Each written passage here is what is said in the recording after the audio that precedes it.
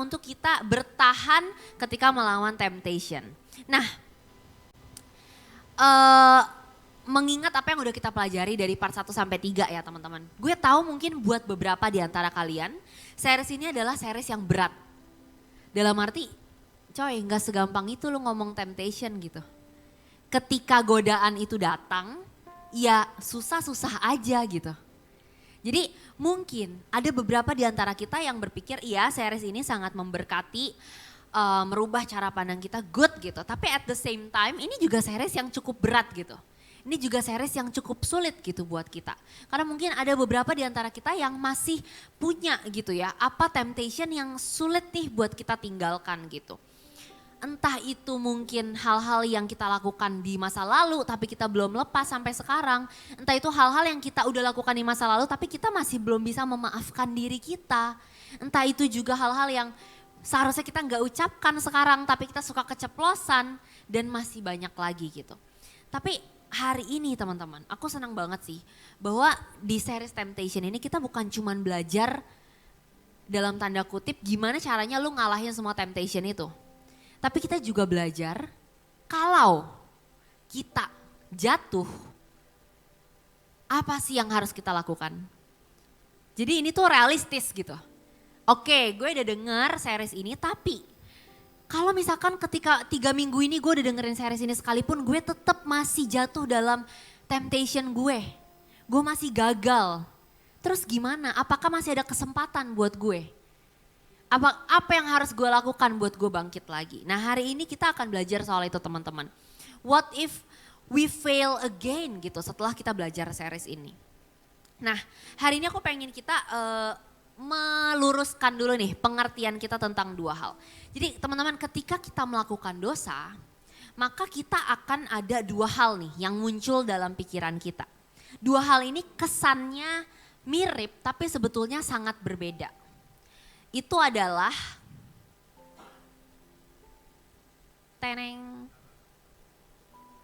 guilt and shame. Ada yang tahu di sini perbedaan guilt dan shame? Ada yang tahu? Guilt ke atas. Oh benar, ke atas. Kalau shame ke horizontal gitu ya. Oke, bisa. Ada lagi? Guilt action, kita habis ngapain? Kalau shame? Oke, benci sama diri sendiri. Oke, good. Jadi teman-teman, guilt or shame ini kayak kelihatannya mirip gitu ya. Rasa bersalah ya biasa kita tuh kalau habis melakukan dosa kita akan merasa guilty ya kan? Wah, gue habis ngelakuin A nih. Wah, kok bisa sih gue jatuh lagi? Gue habis ngelakuin dosa nih, kita akan merasa bersalah gitu. Boleh gak sih teman-teman ngerasa bersalah? Boleh ya. Kalau misalkan kita di sisi ekstrim yang satu yang kita ngelakuin dosa itu kayak ya udahlah chill nggak apa-apa santuy nggak ada rasa bersalah sama sekali. Menurut kalian aneh nggak? Aneh ya karena kan kita ngelakuin dosa masa nggak ada rasa bersalah sama sekali. Tapi teman-teman ada sisi ekstrim satunya lagi di mana ketika kita melakukan dosa kita tuh guilty-nya tuh sampai kebangetan. Sampai kamu tuh gak bisa memaafkan diri kamu sendiri sampai-sampai itu berubah menjadi shame. Di mana kamu jadi mempertanyakan identitas diri kamu. Jadi perbedaan guilt or shame itu adalah guilt itu action based. Benar yang tadi Kak Iksan ngomong, guilt itu I did something bad gitu. Gue abis ngomong kasar nih tadi. Gue abis nonjok orang nih tadi. I did something bad, makanya gue feel guilty. Tapi kalau shame itu identity based. I am bad. Nah teman-teman, ini yang Tuhan gak mau. Ketika kita melakukan dosa, karena itu gak sesuai dengan firman Tuhan, kita boleh merasa bersalah. Tapi jangan biarkan rasa bersalah ini menyerang identitas kamu menjadi shame. Karena yes, kamu habis melakukan dosa. Yes, itu hal yang hina, itu hal yang kotor, itu hal yang salah di mata Tuhan. Tapi bukan berarti kamu hina. bukan berarti kamu tidak dikasihi. Bukan berarti kamu tidak berharga. Jadi teman-teman, boleh nggak ngerasa guilty setelah melakukan dosa? Ya, menurut gue sih harus ya. Karena hati nurani itu yang akan membuat kita sadar gitu loh, kalau kita habis ngelakuin dosa. Tapi teman-teman ingat, jangan biarkan dosa itu mempengaruhi cara pandang kamu terhadap identitas kamu. Yang adalah shame. Nah, ini ada satu pengertian soal shame yang juga bagus banget dari Brené Brown. Brené Brown atau Brené Brown ya bacanya. Gua nggak tahu. Nah, shame is the intensely painful feeling or experience of believing that we are flawed and therefore unworthy of love and belonging. Something we've experienced, done, failed to do makes us unworthy of connection. Jadi ini yang namanya shame teman-teman. Ketika ada intensely painful feeling. Kayak lu bener-bener, lu ngelakuin dosanya kemarin tapi lu sampai seminggu kemudian lu masih kayak, kok bisa ya gue kayak gitu ya. Lu mengintimidasi diri lu, lu mengkondem diri lu. Lu kayak terus menerus menyalahkan diri lu. Lu terus menerus merasa kotor, lu terus menerus merasa tidak layak. Believing that we are flawed and therefore unworthy of love and belonging. Lu ngerasa lu gak berhak dikasihi karena lu jahat, karena lu udah melakukan itu gitu. Kadang kita mengexperience atau melakukan sesuatu yang gagal untuk melakukan sesuatu yang benar dan itu membuat kita merasa gak layak untuk relationship dengan orang lain, untuk kita punya relationship sama Tuhan. Kita merasa gak layak untuk dikasihi teman-teman. Nah ini yang namanya shame dan ini yang jangan sampai ini memenuhi kehidupan kita. Jangan sampai ini memenuhi pikiran kamu. Kenapa? Kenapa sih shame itu tuh sangat jahat gitu ya, sangat buruk gitu ya. Karena shame itu bisa membuat kita melakukan banyak hal. Yang pertama adalah isolate ourselves. Kita jadi mengisolasi diri kita dari orang lain. Berapa banyak dari kita yang kalau kita melakukan dosa, kita jadi gue males deh ke carousel, gue males deh ke gereja. Karena gue ngerasa, gue lagi kotor banget nih, pasti gue gak relate sama teman-teman gue yang ngomongin ayat Alkitab. Berapa banyak dari kita yang kita mengisolasi diri kita. Berapa banyak dari kita, ini bahaya banget, accept it as our new reality. Nah ini nih, yang sering kali gue temuin menjadi alasan kita malah jadi gak bisa keluar dari dosa itu. Karena kita jadi mengkompromikan buat diri kita sendiri. Ya udahlah, kayaknya gue emang orangnya kayak gini. Mulut gue emang kotor, udah telanjur, kagak bisa ditahan.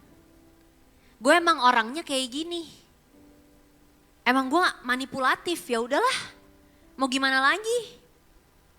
Kita jadi menerima itu sebagai our new reality, padahal itu gak betul. Shame makes us stay away from God. Berapa banyak dari kita yang gak mau ketemu Tuhan? Berapa banyak dari kita yang put on mask? Ya udahlah, kalau di gereja gue gak tunjukin sisi itu yang pernah gue lakuin. Kenapa? Teman-teman gue pasti shock. Teman-teman gue pasti gak ada yang bisa terima. Di gereja gue tunjukin gue yang baik-baik aja. Padahal pas pulang gue struggling. Shame makes us feel hopeless and unworthy. Sekali lagi teman-teman, ini adalah hal-hal yang Tuhan gak mau terjadi dalam hidupmu. Nah sekarang kita mau lihat shame-based thinking. Ini aku belajar banyak banget soal shame ini waktu itu dari khotbahnya Pastor Craig Groeschel. Jadi dia cerita soal shame-based thinking. Mungkin ini ada di antara kita gitu ya, jadi kita bisa berefleksi nih dari ciri-ciri ini. Yang pertama, ketika kita lagi dipenuhi sama shame teman-teman, we are vulnerable to perfectionism. Kita akan jadi super perfeksionis dan sangat rentan ketika kita gagal. Kita sangat tidak bisa menerima kegagalan. Kenapa? Karena kita berusaha untuk menutupi shame kita, hal-hal yang kita lakukan buruk dengan apa yang bisa kita lakukan perfect. Ini gue ngalamin banget gitu. Gue itu tipe orang yang sulit memaafkan diri gue. Gue itu tipe orang yang sangat suka menyalahkan diri gue. Gue tuh tipe orang yang dulu suka terjebak dari guilt itu menjadi shame. Kayaknya Tuhan aja udah ngampunin gue, tapi gue yang masih terus nyala-nyalain diri gue. Itu gue. Perkara nyasar gak bisa baca maps aja, gue bisa kesel sama diri gue maksimal. Gue bisa yang kayak, ih bodoh banget sih lu. Itu kan udah jelas gitu loh. Gue bisa kayak gitu. Gue sulit untuk menerima kegagalan. Kenapa? Karena ketika gue gagal, itu shame gue tuh, insecurity gue tuh itu akan ngomong kayak, tuh kan lo emang bodoh, lo emang gak bisa. Lo emang cupu. Ini satu tandanya. Yang kedua, we are critical to ourselves and also to others. Kalau teman-teman mulai jadi orang-orang yang suka julid sama orang lain gitu ya. Teman-teman mulai jadi, kok gue jadi kayak netizen gitu ya mulutnya ya, suka banget ngomenin orang gitu kan. Coba cek, ada enggak shame yang sedang kamu berusaha tutupi dalam diri kamu? Karena justru shame people tend to shame others. Orang-orang yang sebetulnya belum beres nih sama dirinya sendiri, masih ada masalah yang kayak, aduh gue belum menang di sini, gue belum menang nih di sini. Itu jadi orang-orang yang bisa menyerang orang lain di area itu gitu. Contohnya, misalkan kita belum beres dengan iri hati. Maka kita akan jadi orang-orang yang suka banget komenin orang kalau misalkan punya pencapaian, ih belagu banget tuh orang, ih pamer banget, sombong banget gitu. Kenapa? Karena kita sendiri punya shame gitu, kita sendiri tuh masih iri hatian banget orangnya. Insecurean banget orangnya. Jelas sampai sini teman-teman? Dan yang ketiga, BTW ini tuh ketutup badan gue apa kelihatan sih? Poin ketiga juga kelihatan ya? Oke. Oh ketutup, ya kan kayak terlalu bawah ya? Baik. We use self-defeating thoughts to shield us from disappointment. Kita, kalau kita ditutupi sama shame teman-teman, kita akan merendahkan diri kita. Kita akan menyepelekan diri kita untuk menjaga kita dari disappointment, dari kekecewaan gitu. Jadi kayak udahlah gue gak usah punya ekspektasi, udahlah gue gak usah berharap, udahlah gue gak usah mikir kalau gue bisa. Pesimis terus bawaannya teman-teman. Kita akan menganggap diri kita tuh super lemah, super cupu gitu. Kenapa? Karena kita berusaha tadi mengisolasi diri kita dari kesempatan-kesempatan yang sebenarnya udah Tuhan siapkan buat kita. Nah ini bahaya banget teman-teman, karena apa? Ya karena sebetulnya Tuhan tuh punya kesempatan, punya relationship berkualitas yang udah disediakan buat setiap kita, punya kesempatan-kesempatan baru buat setiap kita yang sebetulnya Tuhan kasih meskipun kita gagal teman-teman. Meskipun kita udah jatuh, Tuhan tuh mau loh kasih kamu kesempatan lagi. Tapi seringkali kita yang menutup diri. Nah, mungkin sampai sini teman-teman bisa ngecek gitu ya. Apakah gue masih suka punya shame-based thinking ini? Apakah gue masih suka dipenuhi sama rasa bersalah yang berlebihan? Gue masih suka gak bisa menerima kegagalan diri gue condemn diri gue? Teman-teman bisa cek sendiri. Nah sekarang pertanyaannya, jadi apa yang harus gue lakukan ketika gue lagi gagal, jatuh di dalam temptation? Ketika gue udah berusaha mempraktekkan series ini, ketika gue udah berusaha sekuat tenaga, apa yang harus gue lakukan? Ketika gue akhirnya jatuh lagi. Ada dua hal teman-teman yang kita akan belajar sama-sama hari ini. Tapi sebelumnya kita baca dulu dari ayatnya.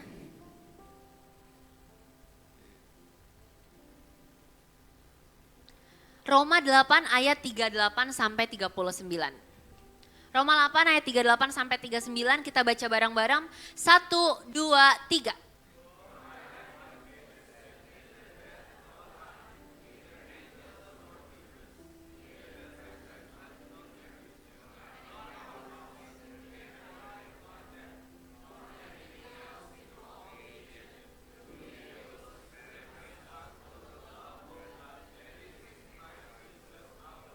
Amin.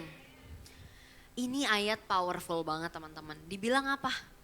Tidak ada satupun hal, kematian, kehidupan, musuh, kuasa apapun itu, jarak, tidak ada yang bisa memisahkan kita dari kasih-Nya Tuhan. Yes, ketika kita melakukan dosa, ada jarak antara kita sama Tuhan. Itu menjauhkan kita dari Allah kita yang kudus teman-teman.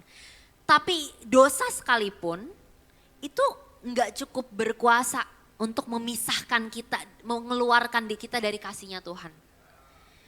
Jadi yang pertama ketika kita gagal apa sih yang harus kita lakukan? Remember who God is. Tuhan kita itu adalah kasih. God is love. Itu adalah karakternya Tuhan teman-teman.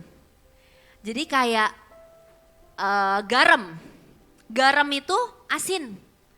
Lu mau taruh di kopi, mau taruh di sop, mau taruh di nasi putih. Garam itu tetap Pernah gak garam jadi manis? Enggak. Karena itu garam. Sama seperti Tuhan teman-teman. Tuhan itu kasih. Mau kamu lihat dari kamu lagi baik, kamu lagi buruk, siapapun orangnya, Tuhan kasih ya Tuhan mengasihi. Titik. God's nature is to love us perfectly teman-teman. Even when we fail, God's love doesn't. Kasihnya Tuhan tuh gak pernah gagal meskipun ketika kita lagi gagal untuk hidup benar. Tuhan tetap mengasihi kita. Kita baca lagi ayatnya, banyak banget ayat yang bicara soal ini. Saking Tuhan tuh mengasihi kamu teman-teman. Tapi aku gak bisa bacain semuanya. Kita baca hari ini bareng-bareng di Ibrani 12 ayat 2. Kita baca sama-sama lagi, 1, 2, 3.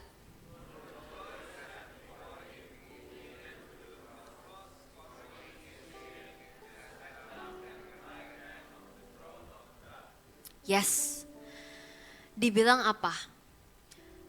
He endured the cross, scorning its shame. Tuhan jelas bilang di sini pakai kata shame. Bukan guilt. Shame. Scorning its shame itu artinya apa? Scorning itu artinya memandang rendah, despise, membenci gitu. Tuhan tuh mati di kayu salib untuk membuang nih, menginjak-injak nih shame-nya kamu gitu. Tuhan tuh udah membuang rasa shame itu di kayu salibnya dan duduk di sebelah kanan tahta Allah Bapa. Artinya apa? Tuhan gak suka dengan shame teman-teman. Tuhan gak suka karena shame itu membuat kamu jadi gak fokus lagi sama identitas yang Tuhan kasih dalam hidup kamu.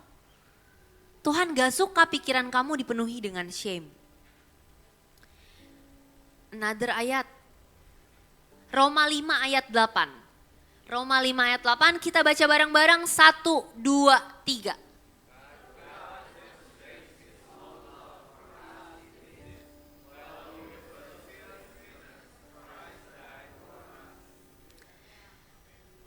Kelar sih kata gue ya nih ayat ya.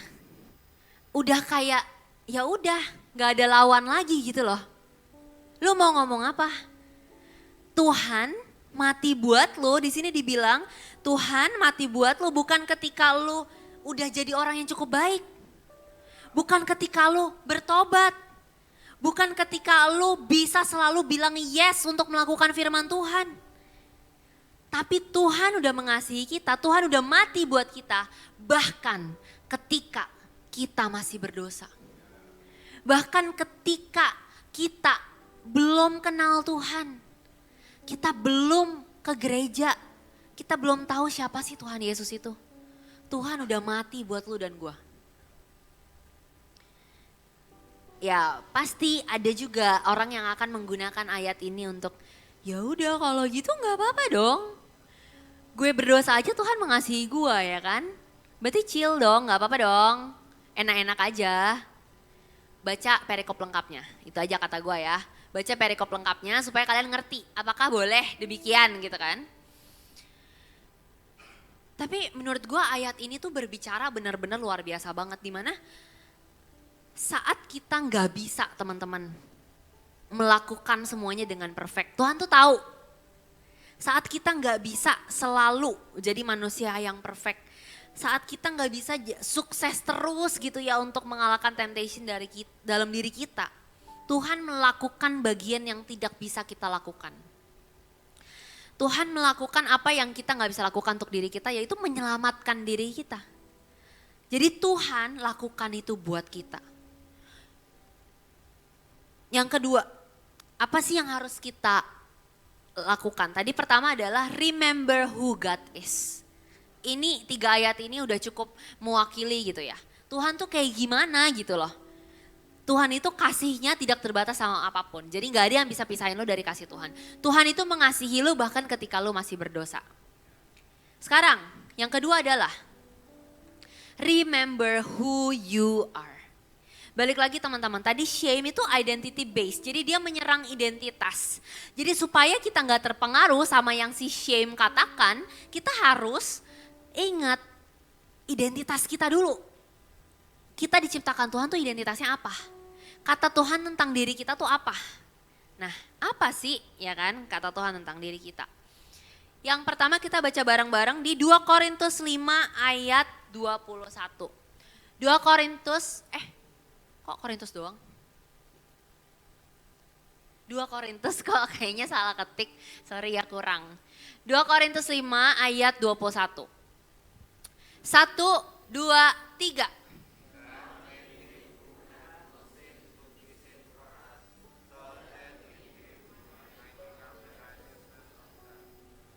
Wow, dibilang apa teman-teman?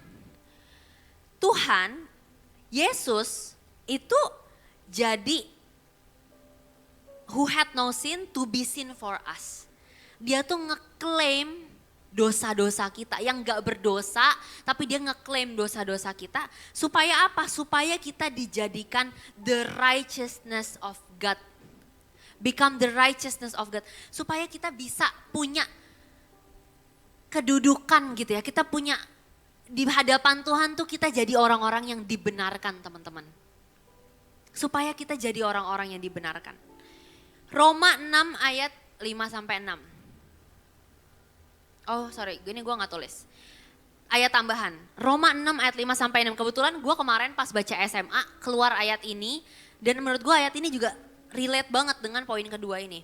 Since we have been united with him in his death, we also be raised to life as he was. We know that our old sinful selves were crucified with Christ so that sin might lose its power in our lives. We are no longer slaves to sin. Jadi, remember who we are. Who we are. We are no longer slaves to sin. Kita udah bukan lagi budak dosa teman-teman. Yes, kita lahir dengan natur dosa, tapi karena kita udah dibenarkan, karena kita udah ditebus sama Tuhan, we are no longer slaves to sin. Kita bukan lagi budak dosa. Dibilang apa? Karena kita yang sudah disatukan nih dalam kematiannya, kita juga sudah dibangkitkan dalam kebangkitannya. Dan daging kita nih, diri kita yang sinful ini sudah di crucified, sudah disalibkan juga bersama-sama dengan Kristus. Jadi kita udah sepenuhnya dibebaskan teman-teman. Kita udah menjadi orang-orang yang terbebas. Jesus became sin for the things you did in the past, the things you want to hide for other people. Supaya apa? Supaya kamu made right in the presence of God. And got the new identity. Tuhan mengklaim dosa-dosa kita supaya kita menjadi orang-orang yang dibenarkan di hadapan Allah. Supaya kita menerima identitas yang baru, menjadi manusia yang baru, yaitu adalah orang-orang yang dibenarkan, anak-anak Allah dan bukan lagi budak dosa. Remember who you are, itu teman-teman. Ingat itu identitas baru kita.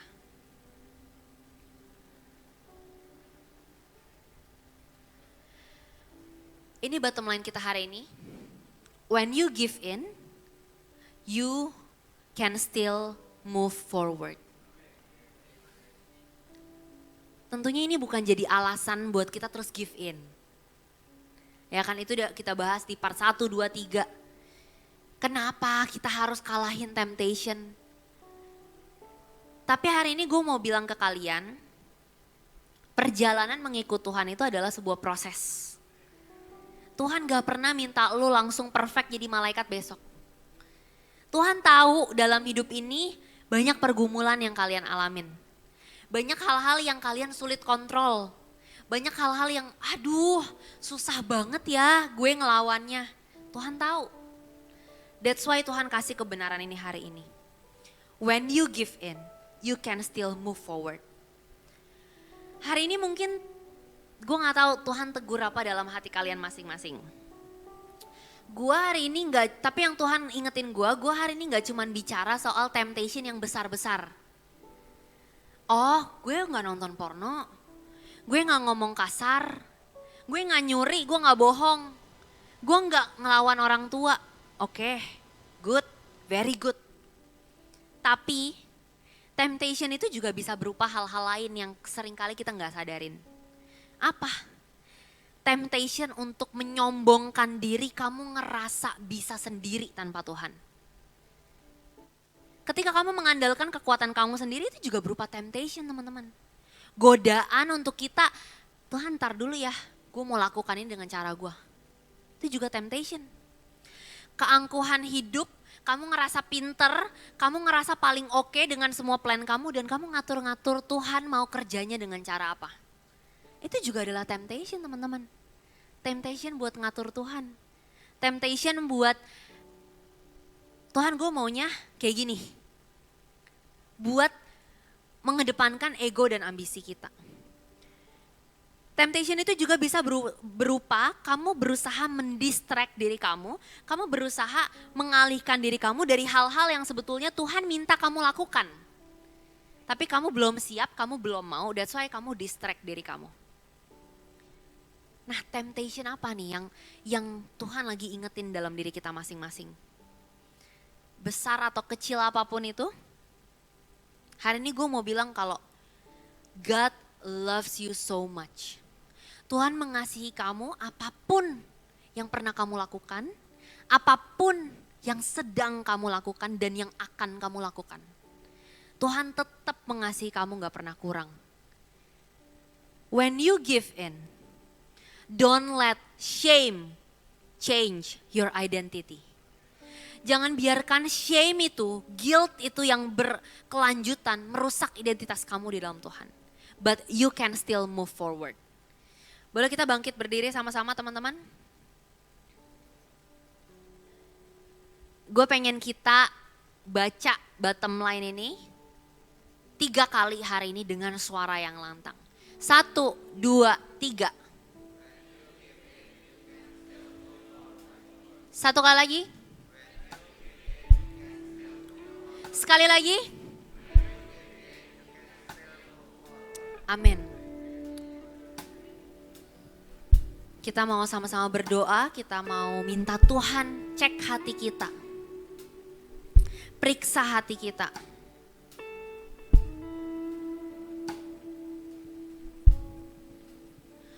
Ku mau Tuhan Buka dengar suaramu, ku mau Tuhan, ku dituntun olehmu, nyatakan isi hatimu.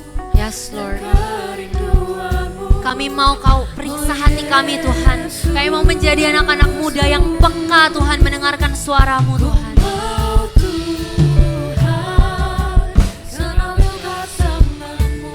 Ku mau Tuhan, selalu bersamamu. Rasakan hadiratmu di sepanjang hidupku. Oh Yesusku, oh Tuhanku. Ku mau Tuhan, buka dengar suara. Hari ini kita sama-sama bilang ke Tuhan. Tuhan, kami mau menjadi anak-anak muda yang hidup kudus di hadapan-Mu. Kami mau dikoreksi sama Tuhan.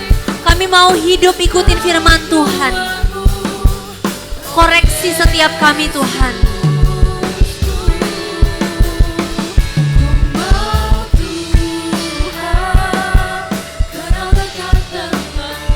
Ku mau Tuhan selalu bersamamu, rasakan hadiratmu di sepanjang hidupku. Oh Yesusku, oh Tuhanku. Terima kasih Tuhan buat firman-Mu hari ini Tuhan. Apapun yang Tuhan ingatkan, Roh Kudus ingatkan dalam hati kami sekarang. Hari ini kami mau bilang Tuhan, kami mau menjadi anak-anak muda yang hidup dalam standar-Mu Tuhan Yesus. Meskipun kami seringkali masih merasa kesulitan Tuhan Yesus. Begitu banyak tantangan-tantangan yang menggoda kami. Bahkan untuk membuat kami tergoda mengandalkan diri kami sendiri, menggunakan cara pikir kami sendiri Tuhan. Tapi hari ini kami bersyukur kalau tidak ada satupun dosa, tidak ada satupun kekurangan kami yang sanggup menghalangi kami, memisahkan kami dari kasih-Nya Tuhan yang besar. Terima kasih sudah mengasihi kami dalam segala kekurangan kami. Terima kasih sudah mengasihi kami bahkan ketika kami masih berdosa Tuhan. Dan karena Engkau udah begitu mengasihi kami, hari ini kami mau buat komitmen yang baru untuk hidup sungguh-sungguh mengasihi Tuhan.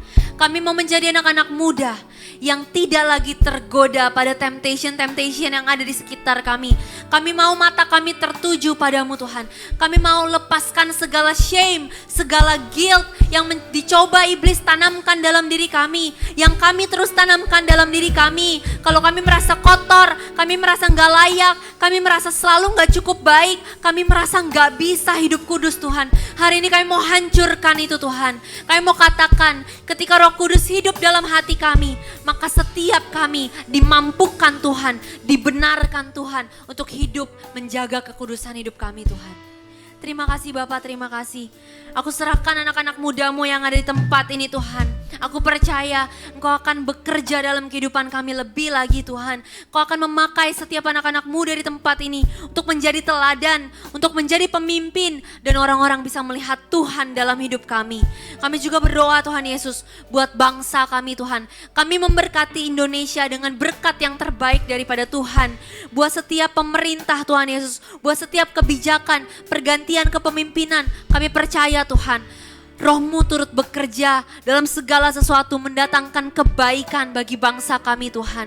Kami mau terus berdoa bagi bangsa kami. Kami percaya pertobatan yang besar sedang terjadi di bangsa kami Tuhan Yesus. Kami juga memberkati gereja kami, World Transformation Church Tuhan. Kami percaya Engkau yang akan terus memberikan kepekaan, hikmat dan tuntunan bagi setiap pemimpin-pemimpin yang ada di gereja ini. Sehingga apapun yang gereja ini lakukan, itu sesuai dengan isi hati Tuhan. Terima kasih Tuhan kalau sebentar kami mau melanjutkan ibadah kami mau small group discussion. Kami percaya Tuhan Kau yang hadir di tengah-tengah setiap small group kami Tuhan. Teman-teman sekarang kita akan meminta berkat dari Tuhan. Boleh angkat kedua tangan kita.